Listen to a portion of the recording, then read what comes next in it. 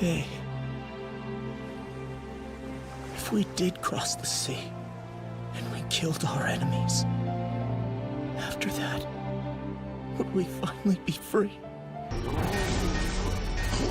Yeah, I'd say you're off to a great start, Eren. Hey everyone, today we'll be going over episode 6 of Attack on Titan, aka The Revenge of Eren Yeager. But before we begin, make sure to be subscribed and turn on those post notifications. Eren versus the WarHammer Titan. This episode adapts part of chapter 100 and skips to 101 and adapts all the way up until about 90% of chapter 102. Right off the bat, we see some anime only material with Willy Tybur bidding farewell to his family as he knows what he is about to face. Then we jump into a scene I originally thought that had been cut because the proper placement would have been during episode 5 of Willy Tybur's speech, that being Theo Magath and Willy Tybur discussing the attack that is bound to happen and how they let the enemy slip into their backyard. I'm glad this scene was ultimately shown, as it shows more of Willy Tybur's character, albeit he does not survive for long. This is a bit more added development for a great minor character. I do wish we got to see more of the Tybur family, these Eldians who have been enjoying this life of luxury while others ultimately suffered.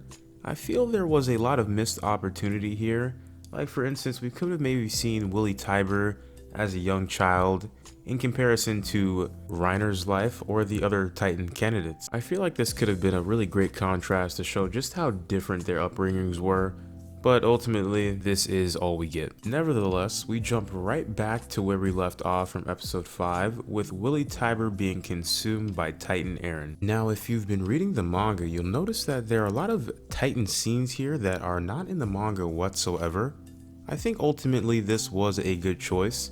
The suspense factor of seeing this close-up Titan-formed Eren with the fresh blood of Willy Tybur oozing from his mouth, it really brings me back to that first season of Attack on Titan and the pure horror of Titans consuming people. Everything that happens next is extremely true to the manga, even up to the pure acceptance of death we see from the general in the stands as Eren goes belly first into the crowd. The battle between Eren and the WarHammer begins. Again, this fight is nearly identical to the manga, nothing is taken out, only additions. Then we go into our first appearance of Mikasa, Ackerman, and the scouts. We see nearly all of the main scouts, starting with Mikasa, pleading for Eren to come home, and this is where chapter 101 ends and 102 begins. We then see Jean and Flock's older versions, Sasha soon after, and of course then Connie.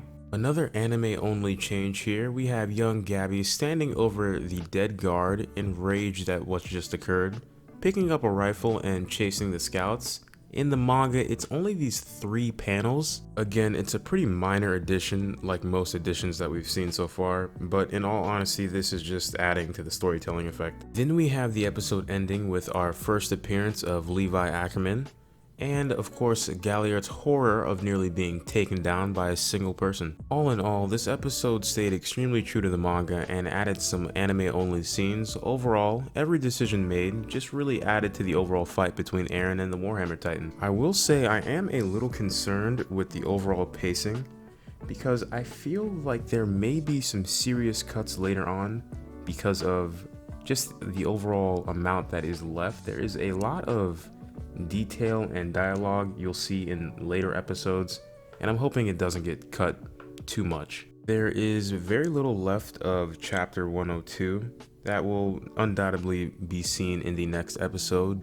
As with every episode so far on Sundays when AOT airs, just expect your Twitter timeline and trending tabs to be filled with Attack on Titan chatter indefinitely. Now, I want to briefly talk about the hate Studio Mappa is getting over the CGI animated Titans. Many have said that they miss the old style of the Titans and that the CGI versions has taken away from the enjoyment of the series. Overall, I disagree with this.